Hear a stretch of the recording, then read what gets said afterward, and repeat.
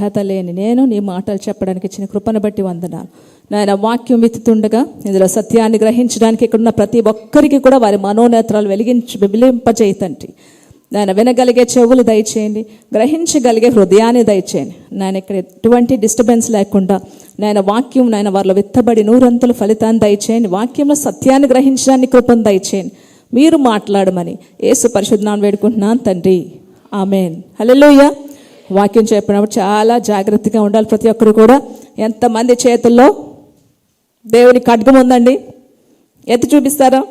దేవుడు మనకి ఆధారంగా ఉంటాడు. మనం నడవలేని స్థితిలో, మంచం పడిన స్థితిలో ఇదే మనకి ఆదరణ, మనల్ని నడిపిస్తుంది. విశ్వాసం ఉందా? పాడదామండి. పైకి ఎత్తాలి, గట్టిగా పాడాలి.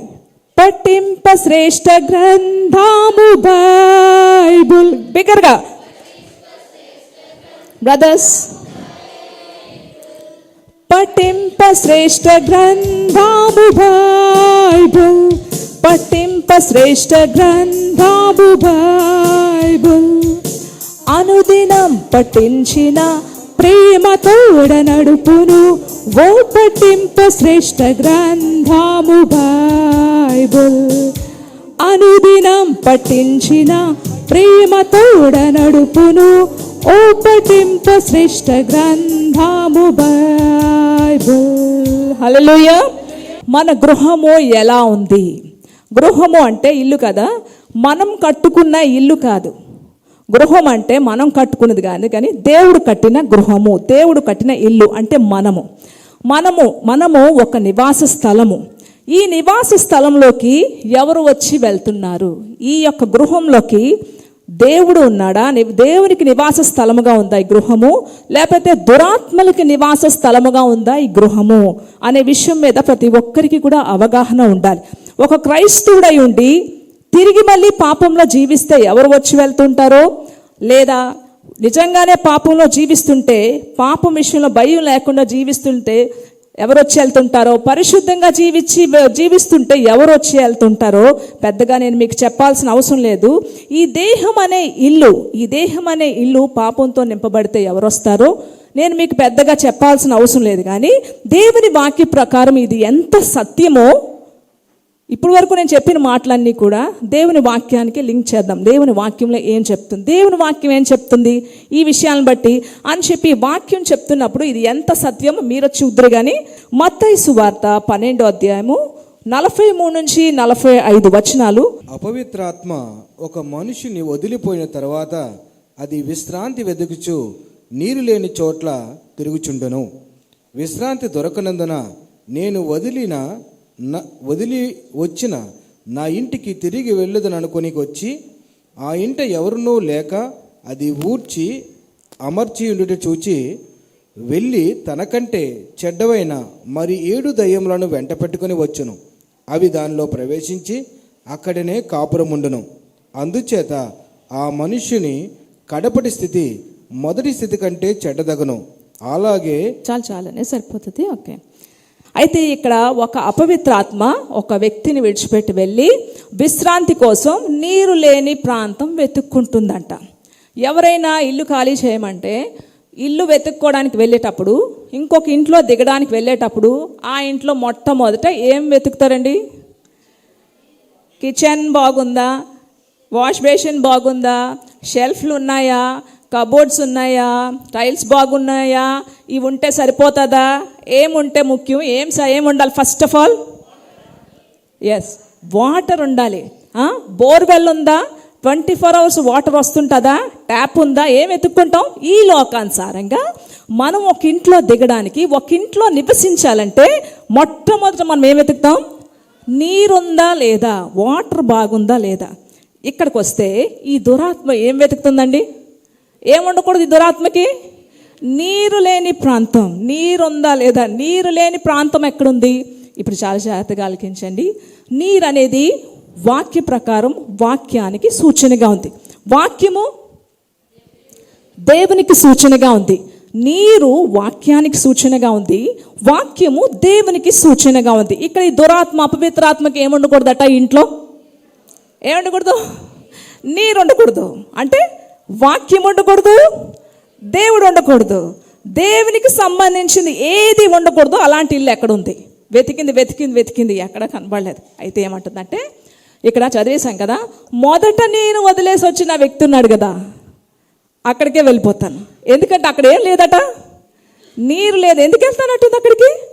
నీరు లేదు, కానీ అది ఊడ్చిపెట్టి చక్కగా నీట్గా సర్దేసి ఇల్లు చాలా బాగా ఉంది. సో నేను ఏ ఇల్లు అయితే వదిలేసి వచ్చేసానో ఆ ఇంటికే మళ్ళీ వెళ్ళిపోతాను అంటుంది. అప్పటి వరకు సగమే పాడాడు ఈ వ్యక్తి. ఈ దురాత్మ చెకింగ్ కోసం వెళ్ళింది ఆ ఇంటికి. ఆ ఇంట్లో వాక్యం లేదు, ప్రార్థన లేదు, భక్తి జీవితం లేదు, కానీ ఊడ్చేసి ఇల్లు నీట్గా చాలా బాగా ఉంది. కొంతమంది గృహాలు చాలా నీట్గా ఉంటాయి, పెద్ద పెద్ద బంగళాలు, చుట్టూ ప్రహారీ ఉంటుంది, మొక్కలు ఉంటాయి, ఇల్లంతా కూడా మంచి ఫర్నిచర్ ఉంటుంది, చక్కగా మంచి మంచి ఇంటీరియర్ డిజైనింగ్ ఉంటుంది, లైటింగ్లు ఉంటాయి, చక్కగా చూడడానికి ఇల్లు ఎంత బాగుంటుందో. ఊడ్చి నీట్గా, చెత్తాచెదారమైన ఇల్లుల్లో ఉండదు దురాత్మలు, నీట్గా ఊడ్చి చక్కగా మేము బయటికి క్రైస్తవులము అని అనిపించే ముద్ర వేసే క్రైస్తవులు ఎక్కడున్నారో లోపల మాత్రం ఏముండదు, నీరు ఉండదు, దేవునికి సంబంధించింది ఏముండదు. అలా నీట్గా ఉన్న ఇల్లు, మా ఇల్లు ఎంత నీట్గా ఉందో అనుకుంటారు కదా, అలాంటి ఇంట్లో దేవునికి సంబంధించినవి ఉండవు, కానీ అలాంటి ఇళ్ళని ఎత్తుక్కుంటాయి దురాత్మలు నివసించడానికి. కొంతమంది చిన్న చిన్న ఇల్లులైనా సరే, చిన్న రేకుల షెడ్ అవ్వచ్చు, చిన్న చిన్న పాకలు అవ్వచ్చు, భక్తిగా జీవిస్తారు, కానీ అగ్నితో నింపబడతారు. ఎందుకు అగ్నితో నింపబడతారు? సాతానుడు రాగలడా? అడుగు పెట్టలేడు, పోతాడు, పారిపోతాడు. అగ్నితో నింపబడి, చిన్న ఇల్లే కానీ అగ్నితో నింపబడుతుంది. నేను ఉండలేను, ఎందుకంటే ఆ ఇల్లు నీటితో నింపబడింది. హల్లెలూయా. సరే, ఇప్పటి వరకు సింగిల్గా ఉంది ఈ ఇంట్లో ఈ దురాత్మ, సింగిల్గా ఉండి ఈ ఇల్లు బాగుంది, వదిలేసి వచ్చిన వ్యక్తి ఇల్లు బాగుంది, దేమీ లేదు ఈ ఇంట్లో, ఏమీ నీరు లేదు, దేవునికి సంబంధించింది ఏదీ లేదు, ఈ ఇల్లు బాగుందని చెప్పి ఇది వెళ్ళి ఏం చేసిందండి, దీనికంటే చెడ్డదైన గ్యాంగ్, ఇంకా చెడ్డమైన గ్యాంగ్ దురాత్మను తీసుకొచ్చింది ఈ ఇంట్లోకి. ఇప్పటి వరకు సగమే పాడయ్యాడు ఈ వ్యక్తి, ఇప్పుడు ఫుల్గా పాడు చేసే ఈ వ్యక్తి యొక్క జీవితాన్ని మొత్తం. ఒకప్పుడు సగం పాడయ్యి, సగం ఏదో కనీ గడపకుండా చిన్న చిన్న సిగరెట్ తాగేవాడేమో ఏ సొందల్లోనే, ఇప్పుడు పబ్లిక్ అంతా కూడా మొత్తం డిన్నర్లు, పార్టీలు, మందు బాటిల్స్, అన్ని గ్యాంగ్ మొత్తం వచ్చి ఇంట్లోకి వచ్చి మొత్తం సర్వనాశనం ఈ వ్యక్తి యొక్క జీవితాన్ని చేసేసాయండి. ఇప్పుడు మనల్ని మనం పరీక్షించుకుంటే గనక మనలో ఎవరు నివసిస్తున్నారు? ఈ ఇల్లు అనే గృహంలో ఎవరు నివసిస్తున్నారు? పాపంతో నింపబడితే గనక ఎవరు నివసిస్తారు? పరిశుద్ధతో నింపబడితే ఎవరు నివసిస్తారు? నేను పెద్దగా చెప్పవలసిన లేదు, మీకు ఇప్పటికే అర్థమైంది. మీరు చాలామంది అనుకోవచ్చు, మేము దురాత్మల్ని, దయ్యాల్ని లోపలికి వచ్చి నివసించండి అని మేము చెప్తున్నామా, మేము ఏమైనా ఆహ్వానిస్తున్నామా అని మీరు అనుకోవచ్చు. పాపం చేసిన ప్రతి వ్యక్తి కూడా దురాత్మకట ఒక చిన్న పాపానికి అవకాశం ఇస్తే అది వెళ్ళి గ్యాంగ్ని తీసుకొని వస్తుందంటనే. ఎవరిని తీసుకొస్తుంది? గ్యాంగ్ మొత్తం. ఇది వెళ్ళి ఏం చేసింది? ఇది ఒక్కదే వెళ్ళి ఏం చేసింది? దీనికంటే చెడ్డమైన దురాత్మలు తీసుకొని వచ్చింది, చెడ్డమైన దురాత్మలు తీసుకొచ్చింది. ఈ వ్యక్తి మొదటి స్థితి కన్నా కడమటి స్థితి ఎలా ఉంది? ఇంకా చెడ్డగా అయిపోయిందంట. ఇంకా ఫస్ట్ కొంచెం ఏదో పర్వాలేదు అనుకుంటే ఇప్పుడు ఇన్ని దురాత్మలు వచ్చి మొత్తం ఈ వ్యక్తి యొక్క జీవితాన్ని నాశనం చేసేసాయి. పాపం అంటే మనం చాలా తేలిగ్గా చేసేస్తాం కదండి, పాపమే కదా. ప్రతి ఒక్క చిన్న పాపం కూడా దురాత్మలకు మనం ఛాన్స్ ఇచ్చినప్పుడు అవి మనల్ని నివాస స్థలాలుగా చేసుకుంటాయి అనడానికి ఒక వ్యక్తి యొక్క జీవితాన్ని ఎప్పుడైతే పాపంతో నింపబడ్డాడో ఆ వ్యక్తి జీవితాన్ని నివాస స్థలంగా చేసుకొని ఏ విధంగా పాడు చేసేసాయో బైబిల్లో ఒక ఉదాహరణ ఉంది, చూసుకుందాం. మార్కు సువార్త 5వ అధ్యాయం 1-5 వచనాలు చూద్దాం. వారు సముద్రమునకు అద్దరునున్న గెరాసీనుల దేశమునకు వచ్చిరి. ఆయన దోణి దిగగానే అపవిత్రాత్మ పట్టినవాడొకడు సమాధుల నుండి వచ్చి ఆయనకి ఎదురుపడెను. వాడు సమాధులలో వాసం చేసేటివాడు, సంఖ్యలతోనైనను ఎవడునూ వాణ్ణి బంధింపలేకపోయిను. పలుమార్లు వాని కాళ్ళకును చేతులకును సంకెళ్ళు వేసి బంధించినను వాడు ఆ చేతి సంఖ్యలు తెంపి కాలి సంఖ్యలను తుత్తినీలుగా చేసిన గనుక ఎవడునూ వానిని సాధుచపరచలేకపోయిను. వాడు ఎల్లప్పుడూ రాత్రింబగళ్ళు సమాధుల్లోనూ కొండలలోనూ కేకలు వేయచ్చు తాను రాళ్లతో గాయపరుచుకునుచూ ఉండెను. ఇక్కడ అర్థమైందా?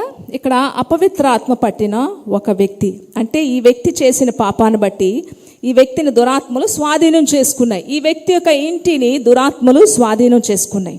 అంటే పాపం ద్వారా ఎటువంటి పాప ఫలితం వచ్చిందో, జీవితం ఎలా చిందరవందర చేసేసాయో, కుటుంబాన్ని వదిలేశాడు, ఇంటిని వదిలేశాడు, మొత్తం సమాధుల్లో నివసించడం మొదలుపెట్టాడు. సమాధుల్లో ఏముంటాయండి? దయ్యాలు ఉంటాయి కదా. సమాధుల్లో నివసించడం మొదలుపెట్టాడు. ఇంకా అక్కడి నుంచి ఇంకా తిండి లేదు, ఒంటి మీద వస్త్రాలు లేవు, అలాగే జుత్తు పెరిగిపోయింది, ఇష్టం వచ్చినట్టు అరుస్తున్నాడు.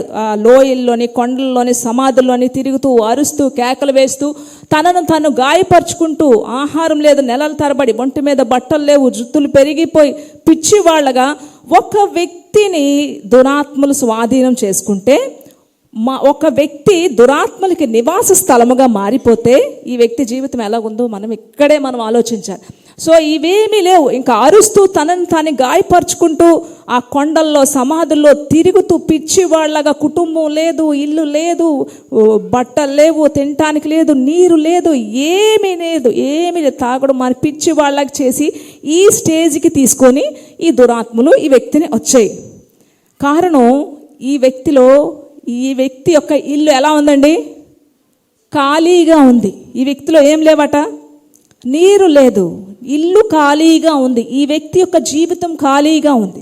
చాలామంది వాక్యం చెప్పినప్పుడు లైట్ తీసుకుంటారు. మేము బాగానే ఉన్నాం కదా, మేము బయటికి బాగానే ఉన్నాం కదా, మాకంటూ ఒక స్పర్శ ఉంది కదా, మేము ఏం చేస్తున్నామో మాకు తెలుసు కదా, మేము ప్రార్థన చేయకపోయినా, వాక్యం చదవకపోయినా, దేవుని సన్నిధికి ప్రాముఖ్యతను ఇవ్వకపోయినా మేము బాగానే ఉన్నాం కదా, ఇల్లు బాగానే ఉంది కదా, బయటికి చూడడానికి బాగానే ఉన్నాం కదా, బయటికి చూడడానికి అన్నీ మేము బాగానే సంపాదించుకుంటున్నాం కదా. కానీ జ్ఞాపకం ఉంచుకోండి, మీ ఇల్లు ఆల్రెడీ దురాత్మలు స్వాధీనం చేసుకున్నాయి, తెలియకుండానే స్వాధీనం చేసుకున్నాయి అనే నిజం చాలామంది తెలుసుకోలేకపోతున్నారు. చాలామంది జీవితంలో ఇల్లు ఖాళీగా ఉంటుంది, బయటికి మాత్రమే క్రైస్తవులు అనే బోర్డు, ఆదివారం ఒక అటెండెన్స్, కానీ ఇల్లు ఖాళీగా ఉంది. దేంతో లేదండి?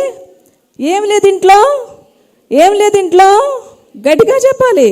నీరు లేదు, దేవుడు లేడు, వాక్యం లేదు, ప్రార్థన లేదు, భక్తి జీవితం లేదు, ఆదివారం దేవుని సన్నిధి లేదు, దేవుని యొక్క సన్నిధి ఇంట్లో లేదు, ఇంట్లో కుటుంబ ప్రార్థన లేవు, ఇంట్లో అందరూ కలిసి దేవుని మొదపెట్టడం లేదు, ఒక కన్నీటి ప్రార్థన లేదు, భక్తి జీవితం లేదు, పరిశుద్ధత లేదు, ఇల్లు ఖాళీగా ఉంది, నీరు లేదు, పిచ్చివాడిని చేసేసాయి ఈ వ్యక్తిని దేనికి పనికి రాకుండా చేసేసి ఈ వ్యక్తితో జీవితంతో ఆడుకుంటున్నాయి. ఇక్కడ మనం చూసాం కదా, నేను చెప్పానేమన్నా కొత్తగా? బైబిల్ చెప్తుంది ఇక్కడ కారణం పాపం. మనం అనుకుంటాం చిన్న పాపమే కదా, చిన్నదే కదా. ఏ క్రైస్తవుడైతే లైట్ తీసుకుంటారు, చాలామంది చెప్తుంటే ఈ వ్యక్తి చెవు నుంచి విని చెవుతో వదిలేస్తారు. ఇప్పుడు కూడా విన్నారా, వెళ్ళిపోతారు అంతే. ఏ వ్యక్తి జీవితంలో దేవుడు లేడో నీరు లేదో దురాత్మలకి నివాస స్థలాలుగా మారిపోతున్నారనే చేదు నిజం చాలామంది తెలుసుకోలేకపోతున్నారు ఈ విషయం. అసలు ఆ పాపం అంటే ఏంటండి? దేవుని ఆజ్ఞ అతిక్రమించడమే పాపం కదండి, దేవుని మాట వినకపోవడమే పాపం. ఈ వ్యక్తిలో కూడా ఇంట్లో ఒక్క దురాత్మ కాదు, గ్యాంగ్ మొత్తం పాడు చేసే అనడానికి 9వ వచనం ఒక్కసారి చూసుకుందాం. ఇక్కడ యేసు ప్రభు అంటున్నారు ఆ వ్యక్తిని చూసి, 9వ వచనం చూద్దాం. మరియు ఆయన నీ పేరేమని వాడిని అడుగగా, వాడు నా పేరు సేన, ఏలయనగా మేము అనేకులమని చెప్పి తమ్మును ఆ ప్రదేశం నుండి తోలివేయవద్దని ఆయనను మిగులు బతుమాలుకొనెను. అదేంటి ఏంటంట? సేన అంటే అర్థం అనేకులు, సేన అంటే సమూహం, అనేకులము. మనిషి చూడడానికి ఒక్క వ్యక్తే కనపడుతున్నాడు, కానీ నీ పేరేంటి, నీలో ఎంతమంది ఉన్నారంటే సేన, అనేకులం. అంటే గ్యాంగులు జీవితాన్ని పాడు చేయడానికి అనేకమైన దురాత్మలు ఆ వ్యక్తిలో ఉన్నాయి. చూడడానికి మనిషి ఒక్కడే, చూడటానికి ఒక్కళ్ళలాగే కనబడతాం, కానీ ఆ వ్యక్తుల్లో దురాత్మలు సమూహం గుంపులుగా ఉండి రకరకాల దురాత్మలు వాళ్ళ ఉండి జీవితాన్ని నాశనం చేసేస్తూ ఉంటాయి. అక్కడ ఆ వాక్యంలో చూస్తే అనేకులు వెళ్ళి అనేకమైన చెడ్డ దురాత్మలు తీసుకొచ్చింది. ఇక్కడ చూస్తే సేన అంటే అనేకులు మనిషి చూస్తే ఒక్కరే, కానీ వాటిలో వారి జీవితాలు నాశనం చేయడానికి రకరకాల పాపాలతో వచ్చే దురాత్మలు అనేకమైన సమూహాలతో ఇల్లుని నాశనం చేస్తున్నాయి. అయితే పాపం అంటే ఏంటి? దేవుని ఆజ్ఞను వినకపోవడం పాపం. ఆ యొక్క దేవుని ఆజ్ఞలు ఒక్కసారి చూసుకుందాం. నిర్గమాకాండం 20వ అధ్యాయం. అందరూ చూడాలి ఈ ఆజ్ఞను, ప్రతి ఒక్కరూ చూడాలి. నిర్గమాకాండం 20వ అధ్యాయం 10 ఆజ్ఞలు ఒకసారి చూసుకుందాం. మొదటి ఆజ్ఞ ఏంటండి? నేను తప్ప వేరొక దేవుడు ఉండకూడదు. దేవుని ఆజ్ఞల్లో మొదటి ఆజ్ఞ నేను ఉండాలి, నేను తప్ప నీకు వేరొక దేవుడు ఉండకూడదు. మూడో ఆజ్ఞ, నీ దేవుడైన యెహోవా నామమును వ్యర్థముగా ఉచ్చరింపకూడదు. వ్యర్థముగా ఉచ్చరించకూడదు. ఈ ఆఖరి దినాలు ఇప్పుడు సోషల్ మీడియాలో ఎంత వ్యర్థంగా ఉచ్చరిస్తున్నారండి, అవునా? చూస్తున్నారా? ఎంత ఇష్టం వచ్చినట్టు దేవుని నామం, భాషలు అని చెప్పి ఇవని చెప్పి, ఇంకా సోషల్ మీడియాలో భాషలు ఉన్నాయి, స్వస్థతలు ఉన్నాయి, భాషలకు అర్థం చెప్పే వరాలు ఉన్నాయి, అన్నీ ఉన్నాయి. కానీ వాటిని మిస్యూజ్ చేస్తున్నారు, వ్యర్థముగా ఉచ్చరిస్తున్నారు. ఎక్కడ పెడితే అక్కడ మాట్లాడడం, ఎక్కడ పెడితే నవ్వుకోవడం, ఎక్కడ పెడితే అక్కడ దేవుని నామానికి అవమానకరంగా ఇష్టం వచ్చినట్టు మాట్లాడడం. అదే చెప్పబడింది మూడో ఆజ్ఞ. ఏంటి? నీ దేవుడైన యెహోవా నామాన్ని వ్యర్థముగా ఉచ్చరించకూడదు. ఉచ్చరించామో ఈ ఆజ్ఞని మనం కోల్పోయాం. నెక్స్ట్ 4, విశ్రాంతి దినమును పరిశుద్ధంగా ఆచరించుట జ్ఞాపకముంచుకొనుము. చాలా ఆల్మోస్ట్ ఫెయిల్ అయిపోతున్నారు. విశ్రాంతి దినము, పునరుద్ధాన దినము చాలా జాగ్రత్తగా శ్రద్ధగా ఆచరించాలి. ఇది లేకపోతే కనుక ఈ ఆజ్ఞను ధిక్కరించినట్లే. 5, నీ దేవుడైన యెహోవా నీకు అనుగ్రహించే దేశములో నీవు దీర్ఘాయుష్మంతుడగునట్లు నీ తండ్రిని తల్లిని సన్మానించుము. అది తల్లిదండ్రుల్ని సన్మానించాలి. ఇది ఒక్కటే చెప్పాడు కదా. ఇది ఎందుకు దీనికోసం ఇంత స్పెషల్గా దేవుడు రాయించాడు ఆజ్ఞల్లో? అంత అవసరమా అండి? నీ కొడుకుని చూసుకో, నీ కూతురుని చూసుకో, లేకపోతే నీ పిల్లల్ని బాగా చూసుకోవాలి, లేకపోతే ఇలాంటి శిక్ష వేస్తాను అనలేదు. కానీ తల్లిదండ్రుల కోసం మాత్రమే స్పెసిఫిక్గా ఎందుకు దేవుడు ఈ ఒక 5వ ఆజ్ఞగా దేవుడు రాయించాడు? తల్లిదండ్రుల కోసం ఎందుకు ఇంత శ్రద్ధ కలిగి ఉన్నాడు దేవుడు? ఇంత ప్రత్యేకంగా దేవుడు ఎందుకు తల్లిదండ్రుల కోసం చెప్పబడి ఉంది? ఎందుకంటే వాళ్ళు చిన్నప్పటి నుంచి ఎన్నో కష్టాలు పడి పెంచుతారు. 9 నెలలు వారు గర్భంలో బిడ్డని మోసి జన్మనివ్వడమే అదొక రెండో జన్మ అనుకోవచ్చు తల్లికి, కదండి. ఇంకా నిజంగా తన జీవితాన్ని పనంగా పెట్టి బిడ్డకి జన్మనిస్తుంది. కనుక ఎన్ని వచ్చినా సరే, ఎన్ని వాళ్ళు ముసలయ్యాక కొన్ని మారిపోతూ ఉంటాయి వాళ్ళు. అంటే పెద్దోళ్ళు అయ్యాక కొంతమంది ఏమంటారు, చిన్నపిల్లల్లా బిహేవ్ చేస్తారంటారు కదా. అది ఈ రోజుల్లో చాలామంది తట్టుకోలేరు. కనుక వాళ్ళు చూస్తే ఈరోజు ఎక్కువ యాజ్ఞ ఆల్మోస్ట్ ధిక్కరిస్తున్నారు అందరూ కూడా. ఎవరు కూడా తల్లిదండ్రులను చూడాలని ఇష్టం ఉండట్లేదు, పట్టించుకోలేకపోతున్నారు. ఎవ్వరు కూడా తల్లిదండ్రులు అంటే ప్రేమ ఉండట్లేదు. అందుకనే ఆదిలోనే రాయించాడు తల్లిదండ్రులు సన్మానించాలని చెప్పి. ఎన్ని వీడియోలు సోషల్ మీడియాలో ఓపెన్ చేస్తే ఎన్ని వీడియోలు, కుప్పల వీడియోలు తల్లిదండ్రులను వదిలేసేవారు. నిన్న కాక మొన్న ఒక వీడియో చూస్తే కనుక ఒక కొడుకు కారులోని ఆ తండ్రిని తీసుకొని వెళ్ళి ఒక ప్లాట్ఫామ్ పక్కన ఆ సూట్ కేసులు అన్నీ పడేసి, తండ్రిని పడేసి కాలుతో తన్ని, ఆస్తి ఇవ్వలేదని తన్ని నడి రోడ్డు మీద వదిలేసి వెళ్ళిపోయాడు. వాక్యం నెరవేరలేదండి.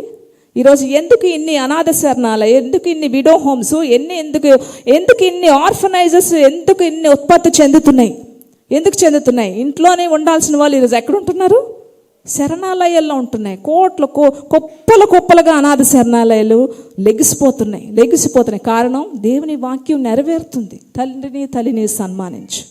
నెక్స్ట్ 6వది, నరహత్య చేయకూడదు. ఇప్పుడు ఏం జరుగుతున్నాయండి? సోషల్ మీడియా అంతా ఓపెన్ చేస్తే వీళ్ళని చంపారు, వాళ్ళు చంపారు. ఒక కోడిని కోయడం ఎంత కష్టమో ఒకప్పుడు భయపడేవారు. ఇప్పుడు మనిషిని కోయడం కోడి గంట ఈజీ అయిపోయింది. కానీ ఎక్కడ పడితే అక్కడ చంపుకోవడమే. మాట వినకపోతే చంపాడు, బంగారం ఇవ్వకపోతే చంపాడు, తల్లిదండ్రులు ఆస్తి ఇవ్వకపోతే చంపడం ఫస్ట్ చంపడమే టార్గెట్గా పెట్టుకున్నారు. చంపేయడమే ఈజీగా, పొడి చేయడం, చంపేయడం, వెళ్ళిపోవడం. ఆదిలోనే ఆల్రెడీ దేవుడు రాయించున్నారు హత్య చేయకూడదు. ఇప్పుడు నెరవేరుతుందా లేదా? ఈజీ. ఆఖరికి ఆరెల్లావులో కూడా చంపేశారు. ఇష్టం అసలు. ఎక్కడ మనం ఉన్న ప్రాంతాలు పాతకాలంలో అయితే చంపడం అంటే ఎక్కడో అనుకునేవారు. ఇప్పుడైతే మన ఇంటి పక్కన ఎక్కడ ఎవరు చంపేస్తున్నారో తెలియట్లేదు, దేనికోసం చంపుతున్నారో తెలియదు.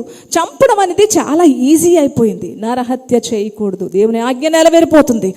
7వది, వ్యభిచరింపకూడదు. ఈరోజు ఏం జరుగుతుంది? సోషల్ మీడియాలో అంతా ఏం జరుగుతుంది? అంత అశ్లీలత, అట్రాక్షన్.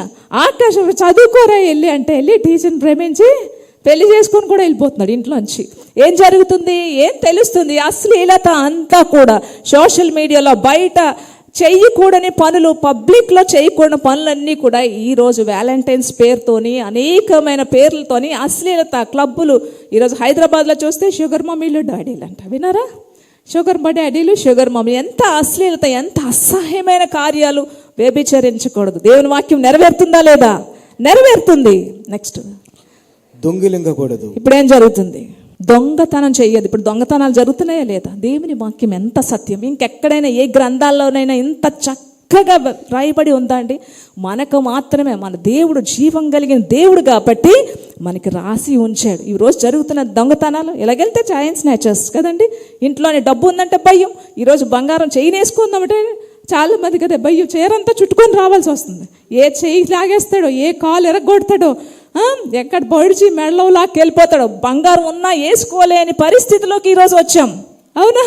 వేసుకోలేని పరిస్థితి, అంత దారుణమైన పరిస్థితిలోకి ఈరోజు వచ్చాం. ఉన్నా వేసుకోలేని, అనుభవించలేని రోజుల్లోకి వచ్చేసాం కదా. దొంగతనం చేయకూడదు. సో ఒకదానికొకటి పాపం ఎలాగ ఒకదానికి లింక్ అయి ఉందో ఒకసారి ఆలోచించాలి. ఆఖరిగా 9వది, నీ పొరుగు వాని మీద అబద్ధ సాక్ష్యం పలుకకూడదు. అబద్ధ సాక్ష్యం. చూసావా నువ్వు అంటే నేను చూడలేదు, నాకు అసలు తెలియదు, అక్కడే ఉంటాడు కదండి. ఎంత అబద్ధ సాక్ష్యాలు ఈరోజు, ఎన్ని అబద్ధ సాక్ష్యాలు, అబద్ధాల కోసం ఎన్ని రాయబడి ఉన్నాయో. అబద్ధ సాక్ష్యం చూసాను, చూడలేదు. చెప్పడం ఎంత కష్టం కదండి. చెప్తే మనల్ని పట్టుకెళ్ళిపోతారు. అబద్ధ సాక్ష్యం పలకకూడదు. నీ పొరుగు వాని మీద అబద్ధ సాక్ష్యం పలకకూడదు. చాలా జాగ్రత్తగా ఈ విషయాలు ఉండాలి. ఆఖరిగా నీ పొరుగువాని ఇల్లు ఆశింపకూడదు. నీ పొరుగువాని భార్యనైనను, అతని దాసినైనను, అతని దాసినైనను, అతని ఎద్దునైనను, అతని గాడిదనైనను, నీ పొరుగువానిదగు ఏనైనను ఆశింపకూడదు అని చెప్పాను. అది ఆఖది, లాస్ట్ అండ్ ఫైనల్. నీది కానిది ఏదైనా, నీ పొరుగువాంది ఇల్లైనా, ఆస్తి అయినా, ఎద్దులైనా, ఆవులైనా, మేకలైనా సరే, ఆఖరికి ఆయన భార్యనైనా నువ్వు ఆశించకూడదంటే ఇప్పుడు ఏం జరుగుతుందండి? ఏం కావాలి? ఇద్దరు కలిపి భర్తను చంపిస్తే వెళ్ళిపోతున్నారు. ఏం అడుగుతున్నారు? ఏం ఆశిస్తున్నారు? పక్క ఆయన భార్యను ఆశిస్తున్నారు. ఆ ఇంట్లో ఉన్న వాళ్ళ ఆస్తి, రీసెంట్గా పక్కోళ్ళ ఆస్తి, మనది కానిది పక్కోడు ఆస్తి నాకు కావాలి, పక్కోడి ఇల్లు బాగా కావాలి, ఆయన భార్య అందంగా ఉంది, ఆయనకున్నవి చాలా అందంగా ఉన్నాయి, అవే నాకు కావాలి. పక్క వారిని వాషించకూడదు. ఆల్రెడీ దేవుడు వాక్యం రాయించాడు. రీసెంట్గా నేను ఒక విషయం వింటే కనుక, ఒక ఆమె ఆస్తి ఆమె పేరుంది, ఆమె పేర్లు ఆ యొక్క పత్రాలు అన్నీ ఆమె పేరే ఉన్నాయి. మధ్యలో ఒక మీడియేటర్ ఉన్నారు. ఆయన అమ్మడానికి వచ్చాడనమాట. వచ్చి ఆయన ఏమంటున్నాడంటే, ఈ ప్రాపర్టీలో ఈమెకి ఇంత పర్సెంటేజ్ రావాలి, ఈ అమ్మినందుకు ఈ వ్యక్తికి ఏదో కొంత పర్సెంటేజ్ ఇస్తారేమో, అది నేను క్లియర్గా చెప్పలేను. సో ఆ అమ్మిన వ్యక్తి ఎక్కువ, ప్రాపర్టీ ఉన్న యజమాని ఎక్కువ అండి. యజమాని ఎక్కువే కదా. ఈ అమ్మిన వ్యక్తి ఏమంటున్నాడు, నీకు ఎందుకు ఇంత ప్రాపర్టీ? మీరు ఒక్కలే కదా బతుకుతారు, ఎందుకు ఇంత ప్రాపర్టీ? ఈయనది కాదు, యాక్చువల్గా ఈయనది కాదు, ఈయనకి మాత్రం కావాలట. ఎవరిది కావాలి? ఈమె ప్రాపర్టీ ఈయనకి మాత్రం కావాలి. యజమానికి మాత్రం ఏమంటున్నాడు, ఎంత ప్రాపర్టీ మీరేం చేసుకుంటారు, ఎందుకు ఈ ప్రాపర్టీ? చూసారా? పక్కవారిది, పొరుగువాది కానిది ఏది కూడా నువ్వు ఆశించకు, చీపురు పుల్లైన ఆశించదు. దేవుని వాక్యం ఎంతమంది నెరవేర్చగలుగుతున్నారు? ఇందులో 10 ఆజ్ఞలు రాసిపెట్టాడు. పాత నిబంధన గ్రంథంలో నిర్గమాకాండంలో 10 ఆజ్ఞలు దేవుడు రాసిపెట్టాడు. ఈ 10 ఆజ్ఞలు చూస్తే మనకు భయం వేసేస్తుంది, ఇందులో ఒకటైనా చేయగలమా? అందుకని కొత్త నిబంధనలోకి వచ్చేటప్పటికి 2 ఆజ్ఞలు అయిపోయి. ఒక్కసారి చూద్దామా? కొత్త నిబంధనలోకి వచ్చేటప్పటికి 10 ఆజ్ఞలు 2 ఆజ్ఞలుగా దేవుడు ఎందుకు మార్చాడు?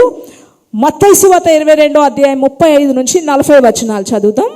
ఇక్కడ ఒక ధర్మశాస్త్రోపదేశకుడు అడుగుతున్నాడు, ఇన్ని ఆజ్ఞలు ఉన్నాయి కదా, ఇందులో ప్రాముఖ్యమైనవి మెయిన్ ఏం పాటిస్తే చాలు అని చెప్పి అడుగుతున్నాడు ఒక ధర్మశాస్త్రోపదేశకుడు యేసు ప్రభువుని. అడిగితే 2 ఆజ్ఞలు చెప్పారు. ఆ 2 చూద్దాం. మత్తయి సువార్త 22వ అధ్యాయం 35 నుంచి 40 వచనాలు. వారిలో ఒక ధర్మశాస్త్రోపదేశకుడు ఆయనను శోధించుచు, బోధకుడా, ధర్మశాస్త్రంలో ముఖ్యమైన ఆజ్ఞ ఏదని అడిగాను. అందుకు ఆయన, నీ పూర్ణ హృదయంతోనూ, నీ పూర్ణ ఆత్మతోనూ, నీ పూర్ణ మనస్సుతోనూ నీ దేవుడైన ప్రభువును ప్రేమింపవలనదే. ఇది ముఖ్యమైనది, మొదటిదైన ఉన్నది ఆజ్ఞ. నిన్ను వలె నీ పొరుగువాన్ని ప్రేమింపవలను. 2వ ఆజ్ఞ దాని వంటిదే. ఈ 2 ఆజ్ఞలు ధర్మశాస్త్రం అంతటికి ప్రవక్తలకును ఆధారమై ఉన్నవని అతనితో చెప్పాను. అయితే ఇక్కడ యేసు ప్రభు 2 ఆజ్ఞలు చెప్పారండి. ఏది ప్రాముఖ్యమైనది? 10 ఉన్నాయి కదా, ఇందులో ప్రాముఖ్యమైనది ఏది అంటే, మొదటిది ఏం చెప్తున్నారు? నీ పూర్ణ హృదయంతోని, నీ పూర్ణ ఆత్మతోని, పూర్ణ మనసుతోని నీ ప్రభువుని ప్రేమించవలనిదే మొట్టమొదటిది, అలాగే ప్రాముఖ్యమైనది. అంతేకాకుండా నిన్ను వలె నీ పొరుగు వారిని ప్రేమించు అనేది. ఇవి రెండును పాటిస్తే చాలు అని చెప్పి ఇక్కడ పాత నిబంధన గ్రంథంలో మోషే చేత దేవుడు రాయించిన 10 ఆజ్ఞలు ఇక్కడికి వచ్చేటప్పటికి యేసు ప్రభు 2 ఆజ్ఞలు రాయించారు. 2 మాత్రమే ఉన్నాయి. కారణము ఇక్కడ ఒక విషయం గమనిస్తే కనుక ఈ 10 ఆజ్ఞలు కూడా ఈ 2 ఆజ్ఞల్లో ఇమిడి ఉన్నాయి. 2 ఆజ్ఞల్లో ఇమిడి ఉన్నాయి. మొదటిది ఏంటండి? మొదటి ఆజ్ఞ, నీ పూర్ణ మనసుతో, పూర్ణ ఆత్మతో, పూర్ణ హృదయంతో నీ ప్రభువును ప్రేమించు అనడమే మొదటి ఆజ్ఞ. ఇందులోని పాత నిబంధన గ్రంథంలో ఉన్న మొదటి 4 ఆజ్ఞలు కూడా ఈ మొదటి ఆజ్ఞలో ఇమిడి ఉన్నాయి. ఈ 4 ఎలా ఉన్నాయి? నీ పూర్ణ హృదయంతో, పూర్ణ మనసుతో నీ దేవుని ప్రేమించు అంటే, మనం ఎప్పుడైతే దేవుని ప్రేమిస్తామో ఆయన తప్ప వేరొక దేవుడు మనకు ఉండడు. హల్లెలూయా. నువ్వు దేవుని పూర్ణ మనసు, పూర్ణాత్మ, పూర్ణ హృదయంతో ప్రేమిస్తే, ఆ పని చేస్తే ఇందులో 2వ ఆజ్ఞ మళ్ళీ యాడ్ అవుతుంది. ఏంటండి? ఏ రూపాన్ని నువ్వు చేసుకోవు. అక్కడ దేవుని నువ్వు ప్రేమిస్తే పాత నిబంధన గ్రంథంలో ఏ రూపాన్ని నువ్వు చేసుకోవు. 2 ఆజ్ఞలు అందులోకి వెళ్ళిపోయి, ఇక్కడ మళ్ళీ నీ పూర్ణ మనసు, పూర్ణాత్మ, పూర్ణ హృదయంతో నువ్వు దేవుడైన యెహోవాని ప్రేమిస్తే 3వది మళ్ళీ నువ్వు చేస్తావు. 3వది ఇందులో యాడ్ అయిపోయింది. ఏంటండి? ఆయన నామాన్ని వ్యర్థముగా ఉచ్చరించు. 3వది యాడ్ అయిపోయింది ఫస్ట్ దాంట్లో. నెక్స్ట్ ఆఖరిది 4వది, నువ్వు నీ దేవుడైన యెహోవాని పూర్ణ మనసు, పూర్ణాత్మ, పూర్ణ హృదయంతో నువ్వు ప్రేమిస్తే 4వది ఇందులో యాడ్ అయిపోయింది. ఏంటండి? విశ్రాంతి దినము శ్రద్ధగా ఆచరిస్తావు. విశ్రాంతి దినాన్ని నువ్వు నిర్లక్ష్యం చేయవు. ఈ 4 కూడా మొదటి ఆజ్ఞలో ఉన్నాయి. 4 ఆజ్ఞలు. ఆ మొదటిది ఒక్కటి నువ్వు చేయగలిగితే ఈ 4 నువ్వు చేసినట్టే. అందుకే ఈ 4 తీసుకెళ్ళి మొదటి దాంట్లో పెట్టాడు. అర్థమైందా అండి? హల్లెలూయా. ఇప్పుడు మిగిలిన 6 కూడా 2వ ఆజ్ఞకి చేర్చబడుతున్నాయి. మిగిలిన 6 ఆజ్ఞలు 2వ ఆజ్ఞకి సంబంధించింది. ఏంటంటే రెండోది ఏంటి? రెండే పెట్టాడు కదా కొత్త నిబంధన గ్రంథంలో. నిన్ను వలె నీ పొరుగు వారిని ప్రేమించు. అందులో ఈ మిగతా 6 కూడా యాడ్ అవుతున్నాయి. ఏంటి? నువ్వు నిజంగా నీ పొరుగు వారిని ప్రేమిస్తే గనక 5వది, పొరుగు వారిని ప్రేమిస్తే తల్లిదండ్రులు నువ్వు సన్మానిస్తావు. 2వ దాంట్లోకి వెళ్ళిపోతున్నాయి. 2వ ఆజ్ఞ. నెక్స్ట్ 6వది, నువ్వు నిజంగా నీ పొరుగు వారిని ప్రేమిస్తే ఏం చేయవు? నరహత్య చేయవు. నిజంగా నువ్వు నీ పొరుగు వారిని ప్రేమిస్తే వ్యభిచరించు. 3 వెళ్ళిపోయి. నిజంగా నీ పొరుగువాన్ని ప్రేమిస్తే దొంగతనం చేయవు. నిజంగా నీ పొరుగువాన్ని ప్రేమిస్తే అబద్ధ సాక్ష్యం చెప్పవు. నిజంగా నువ్వు నీ పొరుగువాన్ని ప్రేమిస్తే ఆఖరిది, ఇల్లు ఆశించు, నీ పొరుగువాని భార్యను ఆశించు, ఎద్దును ఆశించు, వారికి ఉన్న గొర్రెల్ని ఆశించు, వారి ఆస్తిపాస్తులు, వాళ్ళ పొరాలు, వాళ్ళకున్న ఏది నువ్వు ఆశించు. 6 కూడా 2వ దాంట్లోకి వెళ్ళిపోయి క్రొత్త నిబంధనలో 2 ఆజ్ఞలు ఇవ్వబడి ఉన్నాయి. 2 ఎందుకు ఇచ్చాడు దేవుడు? 10 ఆజ్ఞలు ఫాలో అవుతాం. 2 ఈజీ కదా. ఇది ఖచ్చితంగా చేసామంటే దేవుని ప్రేమిస్తే ఈ 4 నెరవేరిపోతాయి. మన పొరుగు వాడిని ప్రేమిస్తే ఈ 6 నెరవేరిపోతాయి. కనుక 2 ఆజ్ఞల్లో దేవుడు ఈ 6 కూడా దేవుడు ఇమిడ్చి ఉంచాడు. దేవుని ఆజ్ఞల్ని ఆలకించిన వారందరూ కూడా పాపం చేసిన వారే. పాపం వలన వచ్చే జీతము మరణము. పాపం చేయడం చాలా ఈజీ. ఆజ్ఞలు ఆలకించకపోవడం చాలా ఈజీ. ఆలకించడమే చాలా కష్టం. నిజాయితీగా ఉండడం చాలా కష్టం. అబద్ధం చెప్పకుండా నీతిగా ఉండడం చాలా కష్టం. మనం చూసినట్టు చెప్పడం అనేది చాలా కష్టమైన పని. దొంగతనం చేయకుండా ఎదురుగుంటా 1,00,000 రూపాయలు పడున్నా నువ్వు తీసుకోకుండా అది నాది కాదని నువ్వు చక్కగా దేవునికి భయపడి ఉండడం చాలా కష్టం కదా. తీసుకోవడం ఈజీయే, కష్టమే. తీసుకోకపోవడం ఈజీ అండి కదా. తీసుకోపోవడం చాలా కష్టమైన పని. అబద్ధం ఆడకపోవడం చాలా కష్టం. వ్యభిచరించకుండా ఉండడం చాలా కష్టం. దొంగతనం చేయకుండా ఉండడం చాలా కష్టం. అబద్ధ సాక్ష్యం చెప్పకుండా ఉండడం చాలా కష్టం. చెయ్యకుండా ఉండడం చాలా కష్టం. చేయడం చాలా ఈజీ కదండి. కానీ దాని పర్యవసనం, మనం చేసిన పాపం మనం తెలుసుకోకముందే మనల్ని సాతాడు సిద్ధం చేసేస్తాడు అగ్నికొట్టానికి. ఈ విషయం చాలా జాగ్రత్తగా గమనించాలి. పాపం వల్ల వచ్చే జీతము మరణము. అయితే ఇప్పుడు వరకు కూడా మన నివాసాలు దురాత్మలకి నివాస స్థలాలుగా ఉంటే జీవితాన్ని ఎలా చిందరవందరగా చేసేసాడో విన్నాం. ఒకవేళ ఇవే నివాస స్థలాలు దేవునికి నివాస స్థలాలుగా ఉంటే ఇటువంటి ఆశీర్వాదం మనం పొందుకుంటాం. చాలా దగ్గరికి వచ్చాను, టైం అయిపోతుంది. పాత నిబంధన గ్రంథంలో దేవుడైన యెహోవా మోషేకి ఒక మందసాన్ని చేయమని చెప్తాడు.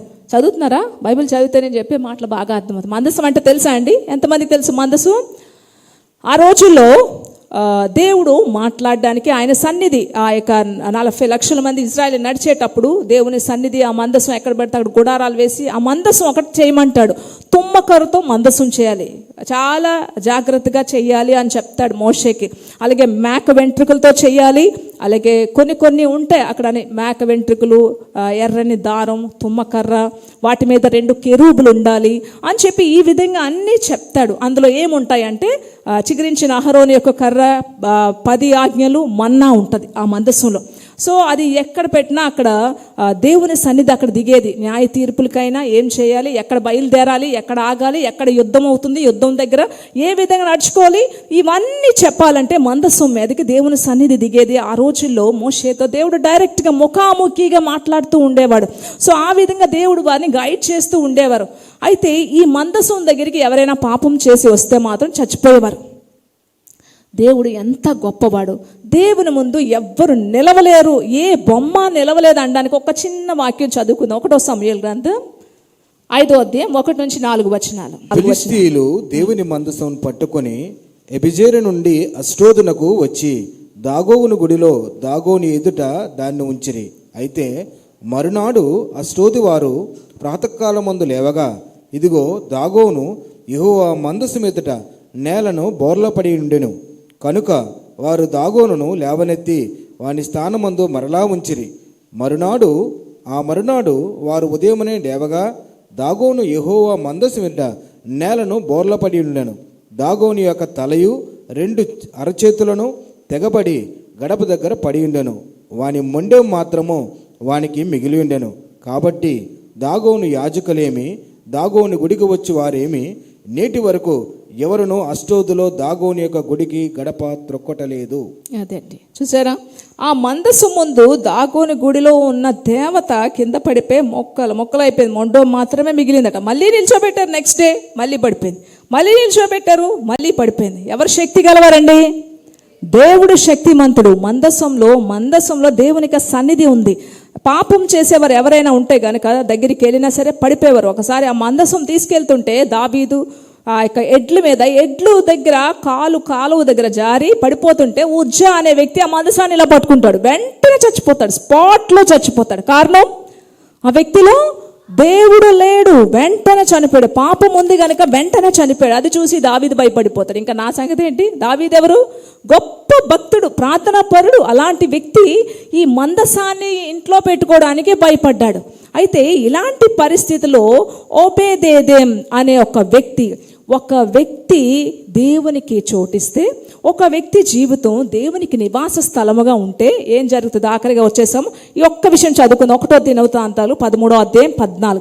3 నెలలు దావీదు భయపడిపోయి ఓబేదేం అనే ఒక వ్యక్తి ఇంట్లో ఈ మందసాన్ని ఉంచాడు. ఈ ఓబేదేదెం ఎలాంటి వ్యక్తి? ప్రత్యేకమైన వాడు, భక్తిపరుడు, నీతిమంతుడు. 1వ దినవృత్తాంతాలు 13వ అధ్యాయం 14వ వచనం. దేవుని మందసము ఓబేదేదెము ఇంటిలో అతని కుటుంబం వద్ద 3 నెలలుండగా యెహోవా ఓబేదేదెము ఇంటి వారిని అతని సొత్తు అంతటిని ఆశీర్వదించెను. అది ఎన్ని నెలలు ఉందండి? 3 నెలలు. దావీదు భయపడిపోయి ఈ మందసం నా ఇంట్లోకి వచ్చిందంటే నాలో ఏమైనా పాపం ఉంటే నా పని కూడా అయిపోద్దని చెప్పి ఓబేదేము ఇంటికి పంపించారు. ఏమండి, ఓబేదేము ఇంట్లో ఎటువంటి అనారోగ్యాలు రాలేదు. ఓబేదేము ఇంట్లో ఉన్నదాన్ని దేవుడు ఆశీర్వదించాడు. ఇంకొక దగ్గర చూస్తే ఓబేదేముకి బహుశా పిల్లలు లేరేమో, కానీ దేవుని మందసం ఉండగానే ఆ వ్యక్తికి దేవుడు మగబిడ్డల్ని అనుగ్రహించాడట, కుమారుల్ని అనుగ్రహించాడట. ఇంకొక వాక్యం చూస్తే గనక ఓబేదేముకు ఉన్నదంతా కూడా దేవుడు ఆశీర్వదించాడు. ఓబేదేము ఆశీర్వదించబడడం చూసి దావీదు మళ్ళీ మందసాన్ని తీసుకొని వెళ్ళాడు. హల్లెలూయా, హల్లెలూయా. ఇప్పుడు చెప్పండి, ఓబేదేము యొక్క ఇల్లు ఎవరికి నివాస స్థలముగా ఉంది? దేవునికి నివాస స్థలముగా ఉంది. దేవునికి నివాస స్థలముగా ఉన్న ఓబేదేము ఇంట్లో ఆశీర్వాదం వచ్చిందా? దురాత్మలు వచ్చినాయండి. ఆశీర్వాదం వచ్చింది. గట్టిగా చెప్పాలి కదా, దేవునిస్తాం. హల్లెలూయా, హల్లెలూయా. ఈరోజు రెండు మాటలు మీ ముందు ఉన్నాయి. మీరు ఎవరికి నివాస స్థలముగా ఉన్నారు? నేను ఎవరికి నివాస స్థలంగా ఉన్నాను? ఈ ఇంట్లోకి ఎవరు వచ్చి వెళ్తున్నారు? ఈ యొక్క గృహంలోకి ఎవరు వచ్చి వెళ్తున్నారు? దురాత్మలకి నివాస స్థలముగా ఉంటే చిందరవంద జీవితాన్ని నాశనం చేసి పడేస్తే బయటికి మనం చాలా బాగుంటాం, చాలా క్లాస్గా, చాలా చక్కగా, చాలా అందంగా చక్కగా రెడీ అయ్యి వస్తాం. కానీ మనలో దురాత్మలకి నివాస స్థలంగా ఉంటున్నారు చాలామంది. దేవునికి నివాస స్థలముగా ఉండేవాళ్ళు చాలా తక్కువ మంది అయిపోతున్నారు. ఒబేదేమి ఇంటి ఒబేదేమి ఇల్లు ఏమి చిన్న పాపం కూడా ఉండదా? కానీ ఎంతో భక్తిపరులు జాగ్రత్తగా బ్రతికాడు గనక మందసం ఉన్నా సరే ఆ వ్యక్తికి ఎటువంటి అనారోగ్యాలు రాలేదు. పైగా దేవుడు ఆ ఇంటిని ఆశీర్వదించడం మొదలుపెట్టాడు. తనకున్న పొలాలు, ఇల్లు, సొత్తు అంతటినీ దేవుడు ఆశీర్వదించి, బిడ్డలు లేకపోతే బిడ్డల నుంచి ఆ కుటుంబాన్ని ఆశీర్వదించడం దేవుడు ఎప్పుడైతే మొదలుపెట్టాడో, దావీదు మళ్ళీ వెళ్ళి తనను పరిశుద్ధపరచుకొని అప్పుడు తీసుకొని వెళ్ళాడు మందసాన్ని. పాపంతో తీసుకెళ్ళలేదండి. ఏం చేశాడు? ఇలా కాదని చెప్పి ఏఫోదుని, పరిశుద్ధతను ధరించుకున్నాడు. ఏఫోదుని ధరించుకొని నాట్యం చేస్తూ గొర్రెల్ని, మేకల్ని అనేకమైన బలి ఇచ్చి పరిశుద్ధపరచుకొని మందసాన్ని భయంతో ఇంటికి తీసుకొని వెళ్ళాడండి. అప్పుడు ఆశీర్వదించబడ్డాడు. హల్లెలూయా, హల్లెలూయా. ఇప్పుడు కూర్చున్న మీ అందరూ కూడా ఎవరికి నివాస స్థలాలుగా ఉన్నారా అనేది మీరు మిమ్మల్ని పరీక్షించుకోవాలి. ప్రార్థన చేయకపోవడం చాలా ఈజీ, వాక్యం చదవకపోవడం చాలా ఈజీ, చదవడం కష్టం కదా. కూర్చొని 1 గంట బైబిల్ ఇప్పి చదువుతుంటే నిద్ర వచ్చేస్తుంది, చిరాకు ఉంటుంది, వస్తుంది కదా. అవునా? చదవడం కష్టం, చదవకపోవడం ఈజీ కదా. కానీ దేవునితో సహవాసం కలిగిన వారట మర్చిపోయి ఉంటారట. భక్తి జీవితం కలిగిన వారికి ఇది చాలా తృప్తిని, సంతోషాన్ని, ఆనందాన్ని ఇస్తుంది. అందుకే ఎవరికి నివాస స్థలముగా ఉన్నారు? ఎవరికి నివాస స్థలముగా ఉన్నారు? ఎవరికి నివాస స్థలముగా? ఎవరు? నీ పేరేం పేరు అంటే సేన అంటున్నాడు. చూసారా ఏం చేస్తాయి? సమాధుల్లో తిరుగుతున్నాడు ఆ వ్యక్తి. ఖాళీగా ఉంది, ఇల్లు ఖాళీగా ఉంది. ఖాళీగా ఉందా మీ ఇల్లు? ఎంతమంది ఇల్లులు ఖాళీగా ఉన్నాయి? ఇల్లు ఖాళీగా ఉన్నది. ఈ లోకానుసారంగా బ్రతకడానికే మనకి ఫస్ట్ వెళ్ళి వాటర్ ఎత్తుక్కుంటాం. నీరు వస్తుందా లేదా? నీరుందా? మంచిగా నీళ్ళు బాగున్నాయా? రుచికరంగా ఉన్నాయా? 24 hours వాటర్ వస్తుందా? వాటర్ అంత ప్రాముఖ్యతనిస్తాం ఈ లోకానుసారంగా. దురాత్మలకి ఏం కావాలి? నీరు లేని ప్రాంతం వెతుక్కుంటుందట. నీరు లేని ప్రాంతం వెతుక్కుంటుంది. నీరు లేదా? మీరు అనే మీ ఇంట్లో నీరు ఉందా లేదా? వాక్యం ఉందా? ప్రార్థన చేసుకుంటున్నారా? కుటుంబ ప్రార్థన ఉందా? భక్తి జీవితం ఉందా? నీరు ఉందా లేదా? నీరు లేకపోతే నీరు లేని ఇల్లులు కావాలి దురాత్మకి. ఒబేదేదెం ఇంట్లో సమృద్ధి అయిన జీవం, సమృద్ధి అయిన నీరు ఉంది. అందుకే ఆశీర్వదించబడ్డాడు. ఆయన వైపు చేతులెత్తి ప్రతి ఒక్కరం కూడా ఎవరైనా సరే ప్రభువా నా ఇల్లు ఖాళీగా ఉండడానికి వీల్లేదు, దురాత్మలకి నివాస స్థలముగా ఉండడానికి వీల్లేదు. నా ఇంట్లో ఒబేదేదెం ఎలాగ దీవించబడ్డాడో నీ మందస్సం నా ఇంట్లో ఉండాలయ్యా. నా హృదయం ఖాళీగా ఉండకూడదయ్యా, నా ఇల్లు ఖాళీగా ఉండకూడదు, నీకు నివాస స్థలంగా ఉండాలనుకుని ప్రతి ఒక్కరు ఆయన వైపు చేయొద్దండి.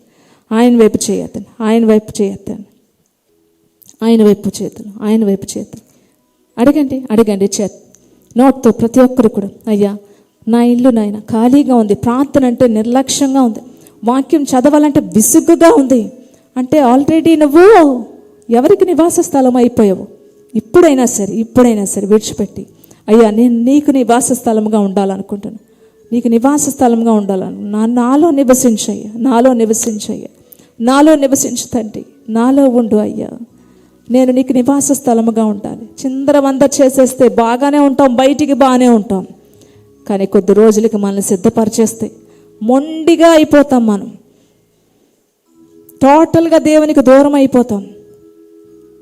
అందుకే దేవుని మహాకనికరం ఆ గెరాసీన్ దేశంలో ఉన్న ఆ వ్యక్తి మీద దేవుని కనికరం ఉంది కాబట్టి దేవుడు దురాత్మలన్నీ వెళ్ళగొట్టి, ఒకప్పుడు బట్టలు ఉండవు కాదు, ఇప్పుడు బట్టలు వేసుకొని వచ్చాడు. మొత్తం అంతా జుత్తంతా కత్తిరించుకొని దేవుని పాదాల దగ్గర వచ్చి కూర్చున్నాడు. నీరు ప్రవహించడం మొదలుపెట్టింది. దేవుడు ఆ యొక్క ఇంట్లో నివాసం ఏర్పాటు చేసుకున్నాడు. జీవితం మారిపోయింది, మంచిగా తయారయ్యాడు. దురాత్మలుంటే ఎలా ఉంటుంది ఇల్లు? దేవుడు ఉంటే ఎలా ఉంటుంది? బట్టలు వేసుకొని వచ్చి దేవుని పాదాల దగ్గర కూర్చొని ఆయన సేవ చేస్తానంటున్నాడు. నీతోనే ఉంటానయ్యా అంటున్నాడు. నువ్వు వెళ్ళి నీ తల్లిదండ్రుల దగ్గరికి వెళ్ళు, నీతోనే ఉంటానయ్యా. ఎంత మారిపోయింది జీవితం ఎలా మారిపోయిందండి? నువ్వే లేకపోతే నేను జీవించలేను